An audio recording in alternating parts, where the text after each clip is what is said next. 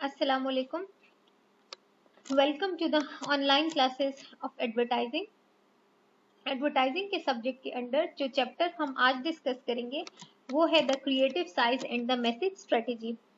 Advertising is all about creativity. Advertising is all about creating ads in an effective way. Advertising is all about uniqueness. Advertising is all about memorable ads.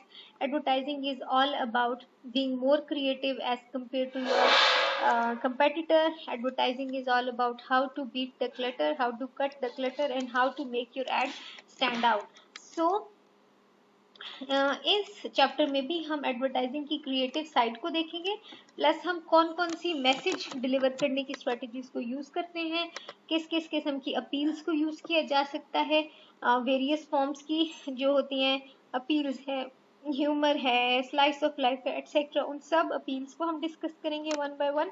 तो let's start without any delay के इस chapter के अंदर क्या मौजूद है.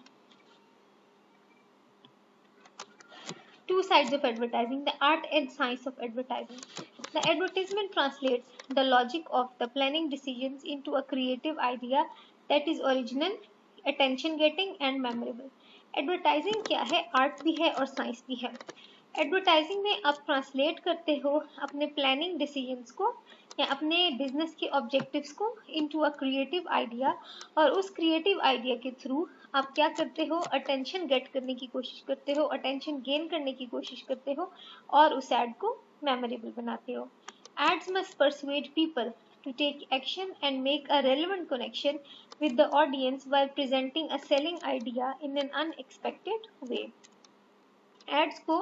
Ads क्या है कि एड्स लोगों को कन्विंस करते हैं, पर्सुएट करते हैं, मोटिवेट करते हैं कि एक पर्टिकुलर टाइप ऑफ एक्शन लें, कोई प्रोडक्ट को खरीदें, किसी प्रोडक्ट के लिए कोई परसेप्शन बनाए या कोई एक रेलेवेंट कनेक्शन बनाए एक प्रोडक्ट के साथ या एक ब्रांड के साथ, और वो जो है अपना सेलिंग आइडिया विच मीन्स अपनी यूनिक सेलिंग प्रोपोजिशन, जो कि वो पॉइंट जो कि उनका सेलर से हट के है, वो पॉइंट जो कि उनकी प्रोडक्ट में ख़ास बात है लेकिन कंपेटिटर में ख़ास बात नहीं है, वो ख़ास बात जो है एडवर्टाइजिंग के अंदर, एड्स के अंदर लोगों को इफेक्टिव तरीके से डिलीवर की जा रही होती है.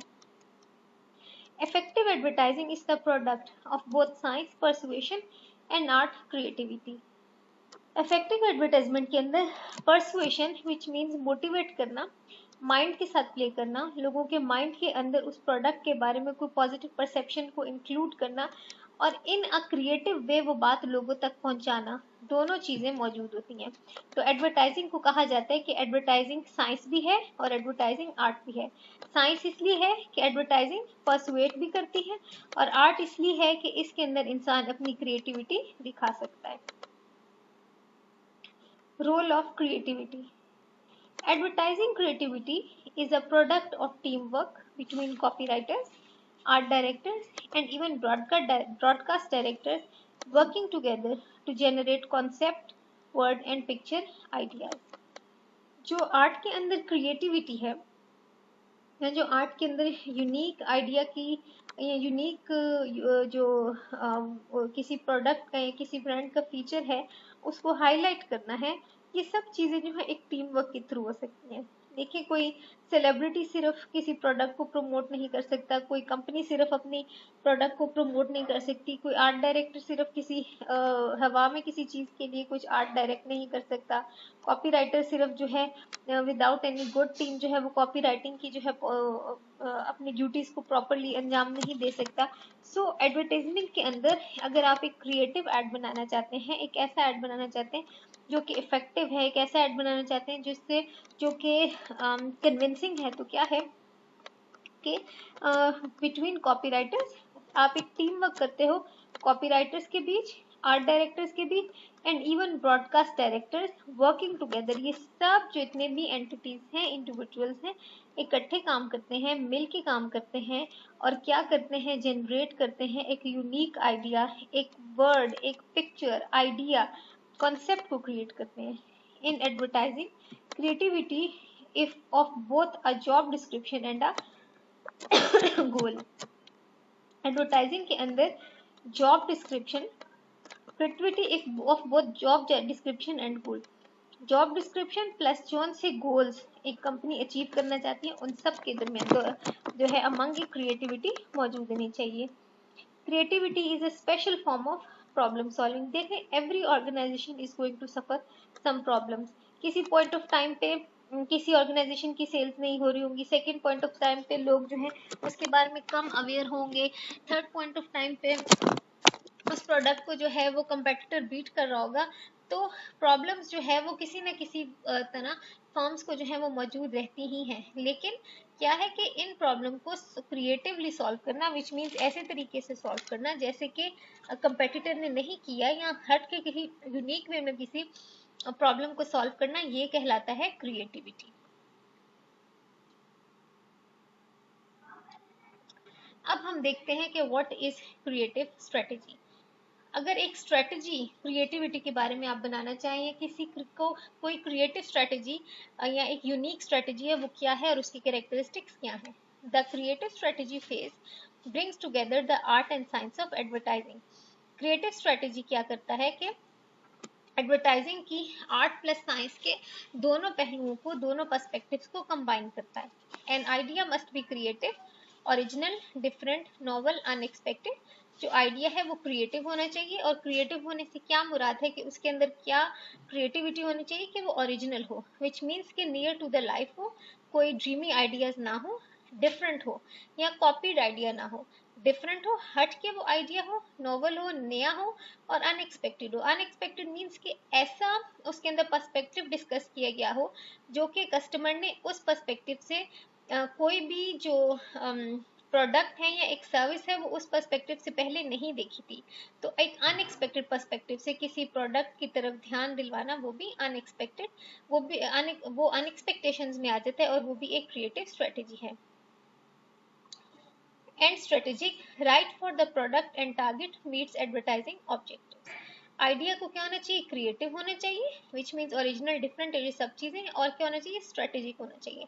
और स्ट्रेटेजिक होने से क्या मुराद है, राइट फॉर द प्रोडक्ट, कि जैसी प्रोडक्ट है उससे मिलता जुलता आइडिया होने चाहिए, जिस टारगेट मार्केट को आप compete कर रहे हो उसके साथ मिलता होना चाहिए, and meets the advertising objectives, plus जिस जो एडवर्टाइजिंग आप करना चाह रहे हैं, जिस प्रोडक्ट को प्रमोट करना चाह रहे हैं, ऑफ कोर्स उससे रिलेटेड कुछ ऑब्जेक्टिव्स आपके मौजूद होंगे, तो वो क्या है कि उन ऑब्जेक्टिव्स को मीट करना चाहिए।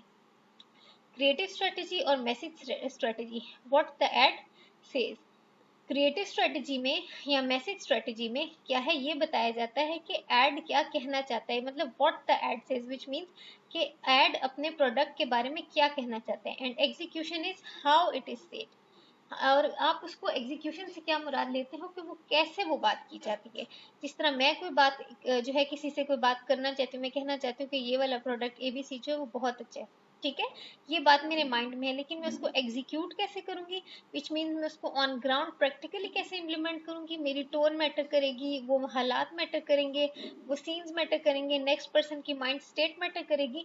तो execution is how it is said, which means कि वो किस मौके पे, कैसे, किन एतवार में, कैसे टाइम पे, क्या टाइमिंग्स थी, वो किन टाइमिंग्स को फॉलो करते हुए कही गई।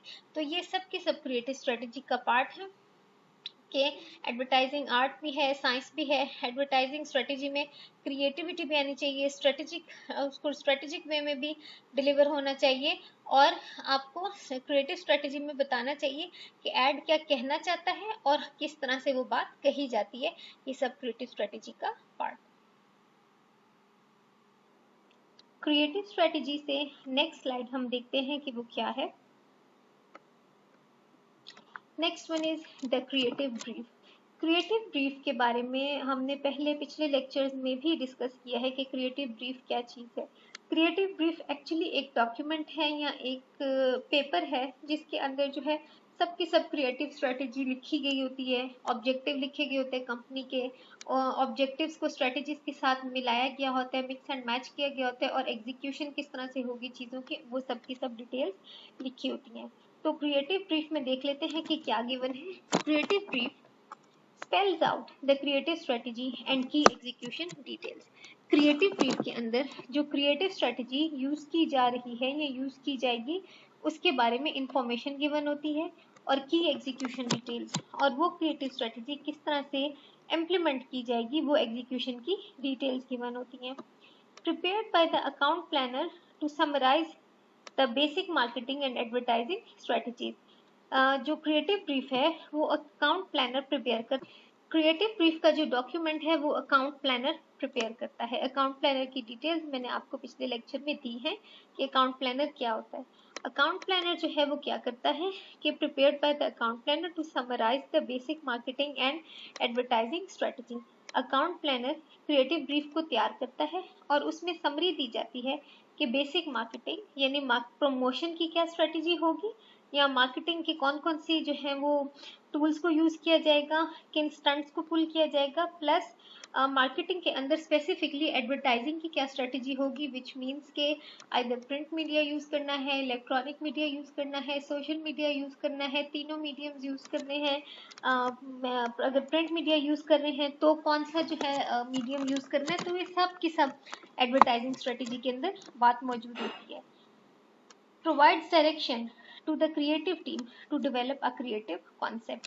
क्रिएटिव ब्रीफ में क्या है कि क्रिएटिव ब्रीफ देखें, जब कोई रिटर्न डॉक्यूमेंट या कोई रिटर्न चीज हमारे पास आ जाती है तो उसके ऊपर एक्ट करना कंपैरेटिवली बड़ा आसान होता है जब कोई चीज हमारे पास नहीं होती और हम हैफेजर्ड वे में किसी चीज पे एक्ट कर रहे होते हैं।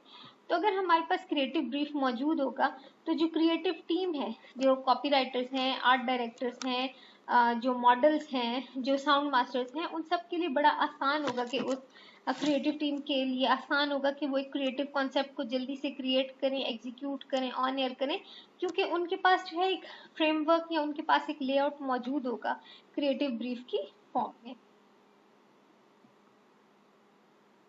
कौन कौन सी की पॉइंट्स हैं जो कि क्रिएटिव ब्रीफ में कवर किए जाते हैं? Problem that can be solved by communication. First one is कि कौन सी प्रॉब्लम है जो कि सॉल्व की जा रही है बाय कम्युनिकेशन, विच मीन्स कि एडवर्टाइजिंग के थ्रू आप कौन से ऑब्जेक्टिव को मीट करना चाह रहे हैं या क्या प्रॉब्लम है जो कि अकर हो चुकी है ऑर्गेनाइजेशन में या उस खास प्रोडक्ट के साथ, लाइक उस प्रोडक्ट के लिए कोई विलिंग नहीं है उसको बाय करने के लिए, उसकी सेल्स ग्रेजुअली डिक्रीज कर रही हैं या लोग उसके बारे में अवेयर नहीं हैं या लोग स्विच करते जा रहे हैं, तो you know the problem yourself. आप मार्केट रिसर्च करते हो तो फिर आपको प्रॉब्लम पता होती है। तो क्या है कि ये तब सब प्रॉब्लम जो है वो कम्युनिकेशन के थ्रू जो है वो सॉल्व हो सकते हैं, और अगर ऐसे प्रॉब्लम्स हैं जो कि कम्युनिकेशन के थ्रू सॉल्वेबल हैं तो क्रिएटिव ब्रीफ के अंदर वो चीज क्लियरली एक्सप्लिसिटली रिटर्न होती है। टारगेट ऑडियंस एंड की insights into their attitudes and behaviour. इस एड के थ्रू ये जिसका क्रिएटिव ब्रीफ बनाया जा रहा है, किस टारगेट ऑडियंस को सेलेक्ट किया जा रहा है, किस टारगेट ऑडियंस को टारगेट किया जा रहा है, विच मीन्स कि कौन उनके कस्टमर्स होंगे, एंड की इनसाइट्स इनटू देयर एटीट्यूड्स, कौन से जो हैं वो की इनसाइट्स हैं, लाइक जब आपने उनके एटीट्यूड को स्टडी किया, बिहेवियर को स्टडी किया, उनकी मीन्स को स्टडी किया, उनके शॉपिंग बिहेवियर्स को स्टडी किया, तो आपको जो है काफ़ी ज़्यादा की इनसाइट्स विच मीन्स डाटा मिला होगा।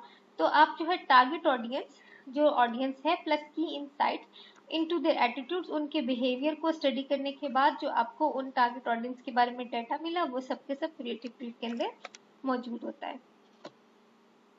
Brand position, brand position and other branding decisions such as personality and image। Creative brief के अंदर आपके ब्रांड की करंट पोजीशन और branding decision such as personality और इमेज सब कुछ मौजूद होता है। कम्युनिकेशन ऑब्जेक्टिव्स, आपका जो ये कम्युनिकेशन है इससे क्या क्या ऑब्जेक्टिव हैं आपकी कंपनी के, लाइक आप सेल्स को इंक्रीज करना चाहते हैं, आप सिर्फ अवेयरनेस इंक्रीज करना चाहते हैं, आप कंपेटिटर के अगेंस्ट कोई जो है कंपैरेटिव एड लेकर आए हैं, तो कम्युनिकेशन का ऑब्जेक्टिव जो है बड़ा क्लियर होता है क्रिएटिव ब्रीफ में। प्रोपोजिशन और selling idea that will motivate the target to respond. क्या आप स्पेशल जो है प्रपोज कर रहे हो कस्टमर को, आपका सेलिंग आइडिया क्या है, आपकी प्रोडक्ट में खास बात क्या है, आपकी प्रोडक्ट की क्या स्पेशल चीज है जो कि आप इस एड के थ्रू बताना चाह रहे हैं, और वो क्या चीज है जो कि मोटिवेट करेगी कस्टमर्स को ताकि वो रिस्पॉन्ड करें आपकी प्रोडक्ट के लिए। Media considerations about where and when the message should be delivered. फिर मीडिया की सिलेक्शन भी क्रिएटिव ब्रीफ का पार्ट होती है कि आपने किस किस्म का मीडिया, किस एरिया में मीडिया के कौन से टाइमिंग्स पे आपने मीडिया को बाय करना है, कौन सा मीडियम एक्चुअली आपने यूज करना है. Creative direction that provides suggestion on how to stimulate the desired consumer response. Creative direction के बारे में सजेशंस भी गिवन होती हैं जिसमें यह बताया जाता है कि डिजायर्ड कंज्यूमर रिस्पॉन्स किस तरह से गेन किया जाएगा. These aren't creative ideas but may touch on such execution or stylistic directions as the ad's tone of voice. ये क्रिएटिव आइडिया तो नहीं है लेकिन जस्ट सजेशन होती है क्रिएटिव टीम को कि किस तरह से जो है उस प्रोडक्ट को प्रमोट किया जाए या किस तरह से उस प्रोडक्ट के बारे में बोला जाए तो जो है वो ज़्यादा जो है वो क्रिएटिव ब्रीफ अकाउंट प्लानर के अकॉर्डिंग जो है वो ज़्यादा इफेक्टिव हो सकते हैं या ज़्यादा बेहतर हो सकता है. क्रिएटिव ब्रीफ, एक exemplary creative brief in slides में गिवन है. द रोड क्रू, ये एक ऑर्गेनाइजेशन है, एक फॉर्म है, उनका क्रिएटिव ब्रीफ जो है वो आपको यहाँ पे गिवन है और वो तमाम क्वेश्चंस जो कि क्रिएटिव ब्रीफ में जिनका आंसर होना मस्ट है वो यहाँ पे मौजूद है. Why are we advertising at all, हम एक्चुअली एडवर्टाइज कर क्यों रहे हैं? To create awareness for an evening alternative ride service, कि हम इसलिए एडवर्टाइज कर रहे हैं कि लोगों को अवेयर किया जा सके कि हम भी इवनिंग में एक ऑल्टरनेटिव राइड सर्विस हैं. What is the advertising trying to do? Make the new ride service appealing to men in order to reduce the number of alcohol-related crashes. क्या है कि क्या एडवर्टाइजिंग एक्चुअली करना क्या चाह रही है, इस एडवर्टाइजिंग से रिलेटेड क्या मोटिव्स है? वो ये मोटिव है कि इस सर्विस के थ्रू मेन को जो है वो ज्यादा अट्रैक्ट किया जाए ताकि अल्कोहल रिलेटेड कार क्रैशेस से बचा जा सके. What are their current attitude and perceptions? My car is here right now. Why wait? There are few options available anyway. I want to keep the fun going all night long. जिस तरह से कि what are the current attitude and perception, लोगों के जो है current attitude क्या है लोगों का, क्योंकि जब भी आप न्यू प्रोडक्ट लॉन्च करोगे तो आपने लोगों का एटीट्यूड या परसेप्शन चेंज करना है ना, ताकि वो अपनी एग्जिस्टिंग प्रैक्टिसेस से हट के आपके प्रोडक्ट की तरफ आए. तो जो क्या है कि उनका करंट एटीट्यूड क्या है कि वो अपनी कार्ड्स को जो है वो ज़्यादा यूज़ करना चाहते हैं, जबकि जो वीकेंड है वो बाहर के ममालिक में it's meant to be heavy, it's meant to have fun. तो जब वो फन करते हैं और फन के अंदर उनकी ड्रिंकिंग जो है वो पार्ट एंड पार्सल होती है तो फिर अल्कोहल रिलेटेड क्रैशेस की तादाद ज़्यादा होती है. तो क्या है कि इनको ये जो है द रोड क्रू अपने आप को as a alternative ride in the evening जो है वो इंट्रोड्यूस कराना चाह रहे हैं. What is the main promise we need to communicate? It's more fun when you don't have to worry about driving. और मेन प्रॉमिस क्या है द रोड क्रू वालों का, वो ये है कि आप बेफिक्री से ज़्यादा इंजॉय कर सकते हो जब आपको पता हो कि आप ड्राइविंग, आपको कोई टेंशन ना हो कि आपने ड्राइविंग खुद करनी है, तो आप ज़्यादा इंजॉय कर सकते हो, बेहतर तरीके से इंजॉय कर सकते हो.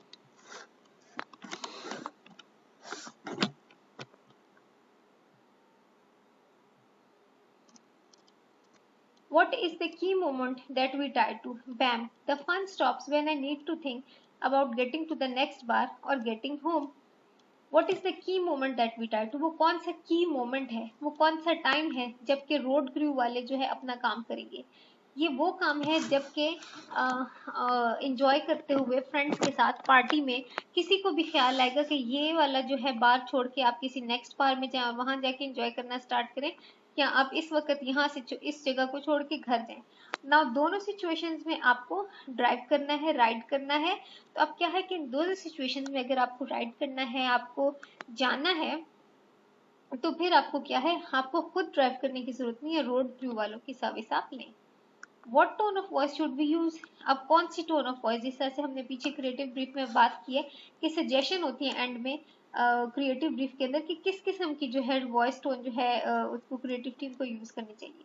The brand character is rugged, cool and genuine. We need to be a straight shooter buddy on the bar stool next to the target. They do not want to be preached to or told what to do. We need to communicate in a language that can relate to.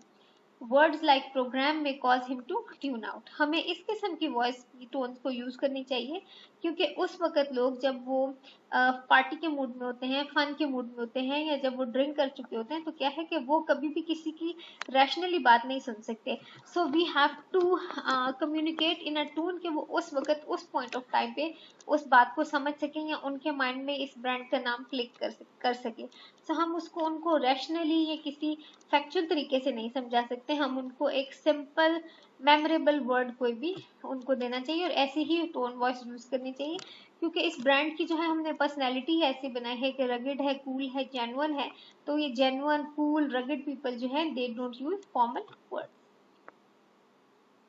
अच्छा, message से क्या, यानी advertising, जब हम message की बात करेंगे तो एडवर्टाइजिंग से कौन कौन से ऑब्जेक्टिव्स हैं जो हम फुलफिल कर सकते हैं। सी हेयर, अपनी सीइंग एंड हेयरिंग, देखने और सुनने की सलाहियत से ये ऑब्जेक्टिव्स जो है वो कंपनी गेन कर सकती है। वो ये कि अवेयरनेस क्रिएट करें, create attention, awareness, interest and recognition. Attention, awareness, दिलचस्पी और रिकग्निशन को क्रिएट किया जाए। Feel, touch emotions and create feeling. ना सिर्फ प्रोडक्ट के लिए अटेंशन को गेन किया जाए, अवेयरनेस क्रिएट की जाए, बल्कि क्या किया जाए, फीलिंग्स क्रिएट की जाए। Deliver information, aid understanding and create recall. Information को डिलीवर किया जाए, अंडरस्टैंडिंग को मजीद बढ़ाया जाए, और रिकॉल करने की सलाहियत के ऊपर गौर किया जाए। Change attitudes, create conviction and preference. Next message क्या हो सकता है, या मैसेज का ऑब्जेक्टिव ये हो सकता है, वो ये कि कंपनी वाले अपनी प्रोडक्ट के ऊपर बिलीव करवाने की कोशिश करें, और इस चीज़ पे जो है वो कमिटेड हो जाएं, और उनकी प्रेफरेंस हो कि लोग बिलीव करें कि उनकी प्रोडक्ट जेन्युइन है।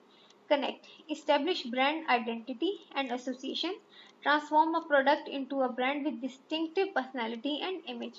आप क्या करें कि अपने टारगेट कस्टमर्स की पर्सनैलिटी के साथ अपने प्रोडक्ट, अपने ब्रांड की, या अपने प्रोडक्ट की या सर्विस की पर्सनैलिटी को मैच करवाएं। Act, stimulate trial, purchase, repurchase और सब अदर फॉर्म्स ऑफ एक्शन। और मजीद क्या हो सकता है मैसेज ऑब्जेक्टिव, एक्शन का ऑब्जेक्टिव हो सकता है कि जिसके अंदर परचेज, रिपरचेज या कुछ अदर फॉर्म्स ऑफ एक्शन ली जा सकती है, जिस तरह ट्रायल करें या सिर्फ एक अवेयरनेस फॉर्म करें। तो ये सब के सब ऑब्जेक्टिव जो हैं वो एक इफेक्टिव जो है एड के साथ जो है किसी भी ऑर्गेनाइजेशन में जुड़े हुए होते हैं। मैसेज के ऑब्जेक्टिव्स को फर्दर एक्सप्लेन किया गया है रोड क्रू के गोल्स एंड ऑब्जेक्टिव्स के साथ, क्योंकि इस चैप्टर में हम रोड क्रू के एग्जाम्पल को फॉलो कर रहे हैं।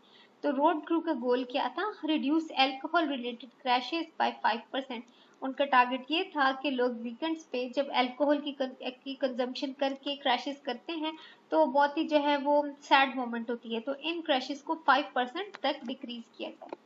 Objectives, create awareness of the right service program and positive attitude toward it। इस गोल को अचीव करने के लिए पहला ऑब्जेक्टिव क्या होगा कि सबसे पहले तो पॉजिटिव एटीट्यूड बनाया जाए उस प्रोग्राम के towards. Establish a cost efficient level of rides in the first year of operation। एक cost efficient level of rides को जो है वो फर्स्ट ईयर में रखा जाए, विच मीन्स के लोगों के लिए भी ज़्यादा एक्सपेंसिव ना हो और कंपनी भी जो है वो ज़्यादा लॉस में ना जाए। which involved fundraising, soliciting volunteers and other community support। और इसको कॉस्ट एफिशिएंट राइड रखने के लिए सबसे ज़्यादा जो है वो क्या किया जा सकता है कि फंड रेजिंग की जा सकती है, सॉलिसिटिंग वॉलंटियर्स, विच मीन्स के लोग वॉलंटरली इसके अंदर ड्राइव करें, या दूसरी कम्युनिटी सपोर्ट, जिस किस्म की भी जो है कम्युनिटी सपोर्ट कर सकती है, इस किस्म की कार सर्विस के लिए सपोर्ट ली जा सकती है। Encourage a behavior change consistent with new attitudes and awareness। encourage a इस किस्म के behavioral change को encourage करना चाहिए जो कि नए attitudes और awareness के साथ जो है वो coherent हो। Targeting, target decisions are very important to the message strategy. देखिए, मैसेज को बनाना, क्रिएटिव ब्रीफ बनाना, ठीक है, ये बहुत इंपॉर्टेंट चीज़ है, लेकिन किन कस्टमर्स को आप टारगेट कर रहे हो, अपने कस्टमर्स को आइडेंटिफाई करना, और राइट कस्टमर्स को अगर आप आइडेंटिफाई ना कर पाए तो आपकी जो है बिजनेस के ऊपर बहुत ज़्यादा इम्पैक्ट पड़ता है। तो कौन से टारगेट डिसीजंस हैं जो कि आपको करने चाहिए, जो बहुत इंपॉर्टेंट है। Target audience for road crew campaign, road crew campaign की एग्जांपल है कि उन्होंने अपने लिए किसको टारगेट ऑडियंस सेट किया था। 21 to 34 year old single man with a high school education and a blue collar job। ये लोग जो हैं 21 से 34 साल के नौजवान लोग इनका टारगेट थे। They are responsible for most alcoholic rate related crashes most likely to kill और टू बी किल्ड। यही एज ग्रुप के लोग जो हैं वो सबसे ज़्यादा रिस्पॉन्सिबल होते हैं अल्कोहल रिलेटेड क्रैशेस में, बिकॉज ये यंग पीपल होते हैं, जो है हाई एम्ड लोग होते हैं, ओवर स्पीडिंग करते हैं, फिर जो है अल्कोहल के उसके अंदर हसार में होते हैं, सहर में होते हैं। तो फिर कहते हैं कि ये लोग सबसे ज़्यादा रिस्पॉन्सिबल होते हैं और खुद अपनी जान को भी नुकसान देते हैं और दूसरों की भी जान को नुकसान का बायस बनते हैं। Consumer insight tended to worry about driving home drunk, and this worry took the edge off an otherwise delightful evening. Consumer की इनसाइट क्या है कि कंज्यूमर जो है वीकेंड्स के ऊपर एंजॉय भी करना चाहता है, पार्टी भी करना चाहता है, लेकिन एट द सेम टाइम वो डर भी रहा होता है कि वो घर कैसे पहुंचेगा। Branding brand positions and brand images are built through message strategies and brought to life through advertising executions। जो भी ब्रांड की पोजीशनिंग स्ट्रेटजी है या ब्रांड के जो इमेज है वो मैसेज स्ट्रेटजीज के थ्रू ही बिल्डअप किए जाते हैं and brought to life through advertising and execution. जिस किस्म की ब्रांड को पर्सनैलिटी आप देना चाहते हैं, जाहिर है वो क्रिएटिव ब्रीफ के अंदर मौजूद होती है, लिखी जाती है, एग्रीड अपॉन होती है। और क्या जो है इस पर्सनैलिटी को लाइफ में कैसे लाया जा सकते हैं, या लोग वाकई उस पर्सनैलिटी के ऊपर बिलीव कब करना स्टार्ट करते हैं, उस पर्सनैलिटी के ऊपर तब बिलीव करना स्टार्ट करते हैं जब सेम उसी पर्सनैलिटी के साथ कोई एड्स ऑन एयर हो जाते हैं। Advertising creates brand salience. Advertising जो है ब्रांड की एक इम्पोर्टेंस या ब्रांड की एक वर्थ को भी कायम करने के लिए बड़े इंपॉर्टेंट होते हैं। The brand is visible, has a presence in the market place, consumer are aware of it and the brand is important to its target market. Brand salience में क्या है कि ब्रांड विजिबल हो, एडवर्टाइजिंग जो है brand को visible होने में हेल्प करता है, मार्केट प्लेस में उसकी प्रेजेंस को विजिबल बनाने में हेल्प करता है, कंज्यूमर की अवेयरनेस में हेल्प करता है और उसको टारगेट मार्केट तक पहुंचाने में काफ़ी हेल्प करता है। Brand icons reinforce lend personality, emotions and stories to their brands। Brand icons क्या करते हैं, विच मीन्स कि वो लोग जो ब्रांड को, जो ब्रांड के ऊपर सॉरी टू से लोग वो इमेजरी जो ब्रांड के साथ एसोसिएट करती है वो क्या करती है, रीइंफोर्स करती है या ब्रांड की पर्सनैलिटी के अंदर इजाफा करती है, इमोशंस और स्टोरीज के अंदर इजाफा करती है। बर्गर किंग, स्क्रिपी, बीके किंग, गीचो गीचो गेको, ये जो है ब्रांडिंग की एग्जाम्पल है। क्रिएटिव स्ट्रेटेजी यूज करते हुए कौन कौन सी अप्रोचेस जो हैं एक कस्टमर को यूज करनी चाहिए। First one is head and heart approach. Head uses more rational cognitive thinking objectives. Head and heart approach use करनी है अगर चाहे कोई भी ऑर्गेनाइजेशन अपनी प्रोडक्ट को सेल करने के लिए, तो उसको कोई रैशनल बात भी करनी चाहिए, कोई फैक्ट भी देना चाहिए, कॉग्निटिव थिंकिंग को भी स्टिमुलेट करना चाहिए, प्लस उसको हार्ट विच मीन्स के इमोशंस, फीलिंग्स और अफेक्शन के साथ भी डील करना चाहिए। तो दोनों चीज़ें अगर एट द सेम टाइम किसी एड में मौजूद होंगी तो वो एड वाकई सीरियसली एक अच्छा और एक कामयाब एड बनेगा। Hard sell and soft sell. Hard sell uses an informational message that touches the mind and creates a response। Hard sell के अंदर वो इंफॉर्मेशन यूज की जाती है, मैसेज की वो इंफॉर्मेशन यूज की जाती है जो माइंड को टच करती हो, विच मीन्स फैक्ट की इंफॉर्मेशन, लॉजिक की इंफॉर्मेशन और फैक्ट्स एंड फिगर्स की इंफॉर्मेशन जो है वो हार्ड सेल में मौजूद होती है। जबकि सॉफ्ट सेल के अंदर क्या है, इमोशंस की और ऐसी तमाम की तमाम अपील्स यूज होती हैं जो कि एटीट्यूड, मूड्स और फीलिंग्स की बेस के ऊपर।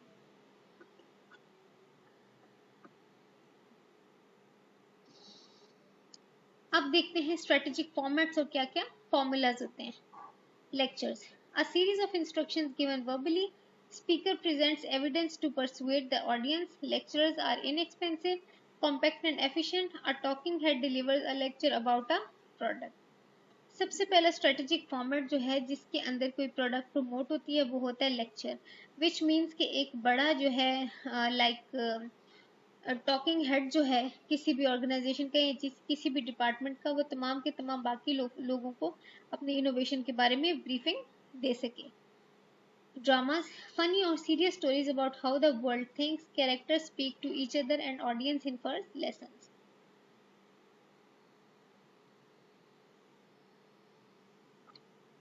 स्ट्रेटेजिक फॉर्मेट्स एंड फॉर्मूलाज में यूज होती है selling strategy. The selling premise uses a rational approach that states the logic between the sales offer. Selling strategy के अंदर, सेलिंग प्रेमिस के अंदर क्या है कि रैशनल अपील यूज की जाती है, हेड अप्रोच यूज की जाती है, ताकि किसी भी प्रोडक्ट के बिकने के पीछे कोई लॉजिक मौजूद हो। नेक्स्ट इज सेलिंग प्रेमिस के बाद हम देखेंगे appeal. An appeal uses an emotional approach to make the product attractive and interesting. Selling premise में लॉजिक ली जाती है, अपील के अंदर अफेक्शन या हार्ट्स या फीलिंग से रिलेटेड बात की जाती है। अ फीचर और attribute that has a practical effect on customers. ऐसा फीचर जो है प्रोडक्ट का हाईलाइट किया जाता है जो कि कस्टमर की लाइफ में इंपॉर्टेंस रखता हो और उसकी एक प्रैक्टिकल इंपॉर्टेंस मौजूद हो। A claim is a product based strategy based on how well the product will perform.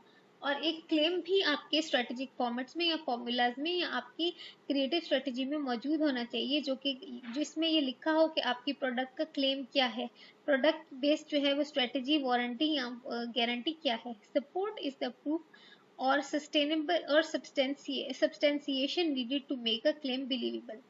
और इस क्लेम को बिलीवेबल बनाने के लिए सपोर्ट मौजूद है। फॉर इंस्टेंस अगर मैं कहूँ कि आराम फुल टाइम चले लाइफ टाइम, तो ये जो क्लेम है इसको सपोर्ट करने के लिए किसी एक रिनाउंड पर्सनैलिटी का होना है, किसी एक रिनाउंड पर्सनैलिटी का सेम टू सेम ये बात करना बहुत इंपॉर्टेंट है ताकि लोग इस चीज को बिलीवेबल समझ सकें।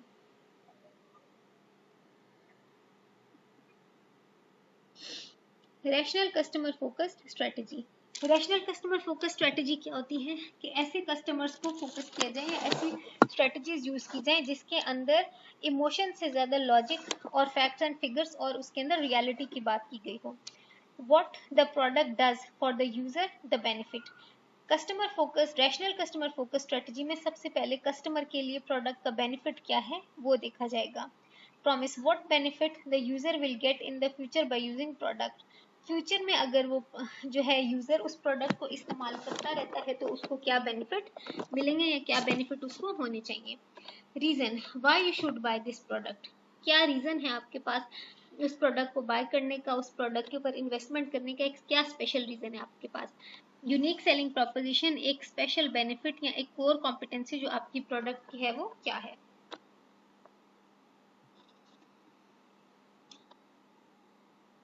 स्ट्रेटेजिक फॉर्मेट्स एंड फॉर्मूलाज में मैसेज के फॉर्मूलाज हैं जिसके अंदर या इनको एडवर्टाइजिंग की अपील्स भी कहा जाता है। First one is straight forward. Straight forward के अंदर सीधी बात, जिसके अंदर जो एक अगर आपको ऐड याद होगा शिजान जूसेस का, जिसके अंदर आता था सीधी बात नो बकवास, विच मीन्स कि जो है सबसे पहले आप फ्रूट को पिक करते हो और डायरेक्ट बॉटल में स्क्वीज कर देते हो। ये मोस्ट प्योरेस्ट फॉर्म है जूस की। तो ये क्या है, इन्होंने सीधी बात बताई और कोई इधर उधर की नहीं मारी। तो स्ट्रेट फॉरवर्ड बिल्कुल एज इट इज सीधी बात की जाए without any flowery demonstration. Next one is demonstration. Demonstration is किसी चीज के यूज करने का तरीका बताया जाए, लाइक मशीन में कैसे किसी चीज को यूज करना है, या जिस तरह आजकल डेमोन्स्ट्रेशन हो रही है इस सिचुएशन को देखते हुए कि हाथ को किस तरह धोना है, किस तरह फिंगर्स को साफ करना है, नेल्स को साफ करना है, 20 सेकेंड्स के साथ हिसाब से किस तरह से हाथों को धोना है, तो ये डेमोन्स्ट्रेशन गिवन है। Next one is comparison.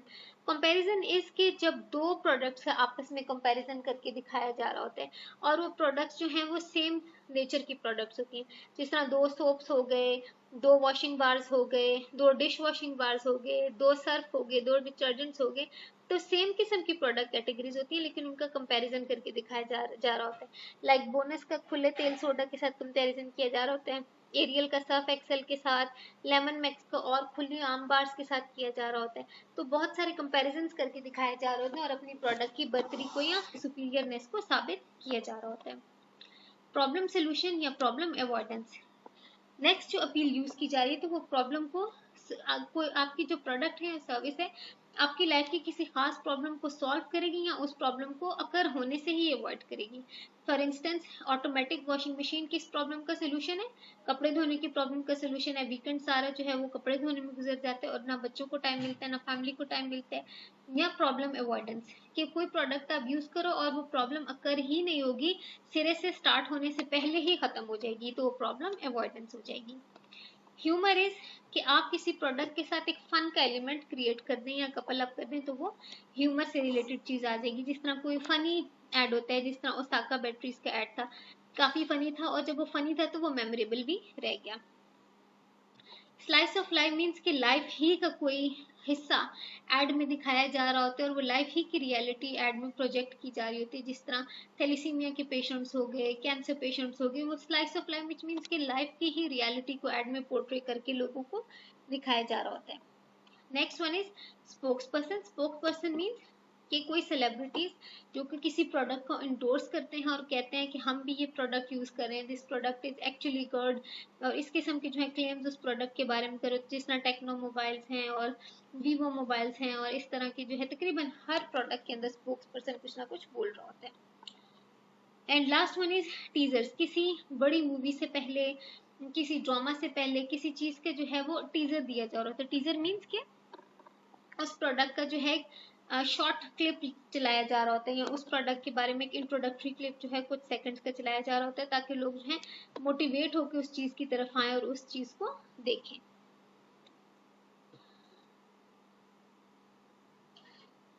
Matching messages to the objectives. जिस किस्म का मैसेज होगा वो आपके ऑब्जेक्टिव्स के साथ मैच होना चाहिए। फॉर इंस्टेंस, अगर आपका आपके ऑब्जेक्टिव क्या हो सकते हैं? अटेंशन लेना, इंटरेस्ट क्रिएट करना, रेजोनेट करना, विच मीन्स कंज्यूमर की लाइफ के अंदर रेजोनेट करना कि वाकई उसको जो जरूरत है वो इस प्रोडक्ट के थ्रू फुलफिल हो रही है, तो उसकी लाइफ के साथ आप रेजोनेट करें। Create believability, actual realistic goals होना, आर रिमेम्बर्ड, कौन से हैं आपके जो एड है वो स्लोगन, उसके टैगलाइन, उसके की विजुअल्स जो है वो मेमोरेबल हो, कस्टमर के माइंड में रह जाए। तो ये जिस तरह के ऑब्जेक्टिव्स होंगे इसी तरह की same to same message strategy आप यूज कर रहे होंगे। जिस तरह अगर आपको सिर्फ अटेंशन चाहिए तो आप ह्यूमर की अपील को यूज कर सकते हैं।